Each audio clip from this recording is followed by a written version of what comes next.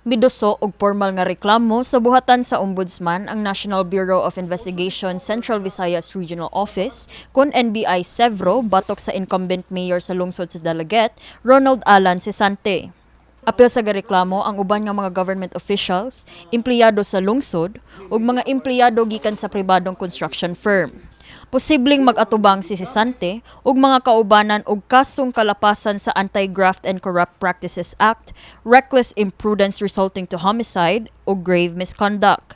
Gibutyag sa director sa NBI 𝗪𝗏 si Attorney Renan Agustos Oliva nga ang reklamo nagikan sa pasangil nga pagpagamit ni Cesante sa mga trabahante ug mga ekipo sa munisipyo sa construction project sa usa ka private firm.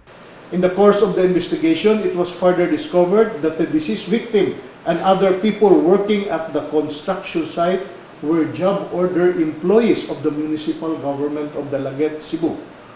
Worse, government equipment was used in the supposed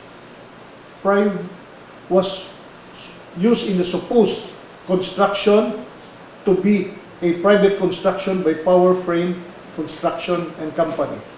Nagsugod ang investigasyon sa NBI sa reklamo nga nadawat nila gikan sa pamilya sa namatayng si 𝗪𝗠𝗧𝗩 Señales, usa ka job order employee sa Dalaget local government nga gipatrabaho sa pribadong construction site. After our investigation, it was discovered that 𝗪𝗠𝗧 died after he fell because of lack of safety equipment in a construction site supposed to be operated and supervised by Power Frame Construction Development Corporation. The construction site in our investigation was actually operated by the above responded government officials and employees using the resources of the government. Miklaro sab ang special agent sa NBI 𝗪𝗏 Attorney Wenceslao Galindez sa kalapasan nga nahimo sa mga gireklamo. I don't think government and private can perform a government project in partnership. I don't think it's possible. I don't think that is allowed. If that project is through a bidding na award sa private, that project should be implemented by a private, not by a government.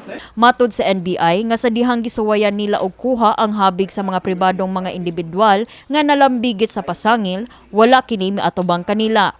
Dugang ni Galindez nga mikuha sab sila sa habig sa Department of Public Works and Highways kun DPWH subay sa maong reklamo.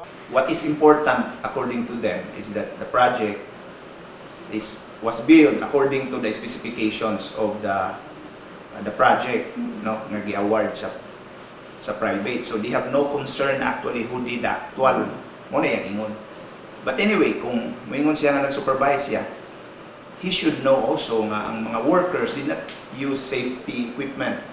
But he did not do anything. So I think aware siya nga dili power frame ang trabaho. Gisuwayan sab sa My TV Cebu News Team sa pagkuha sa habig ni Cesante. Asoy sa mayor nga karon pa siya nakaibaw ug wala pa siya nakakuha og kopya sa complaint gikan sa NBI. Mipasalig hinuon kini sa paghatag og pamahayag kun duna na igong kasayuran sa reklamo batok kaniya. Kini si Elaiza Penaranda, alang sa My TV Cebu.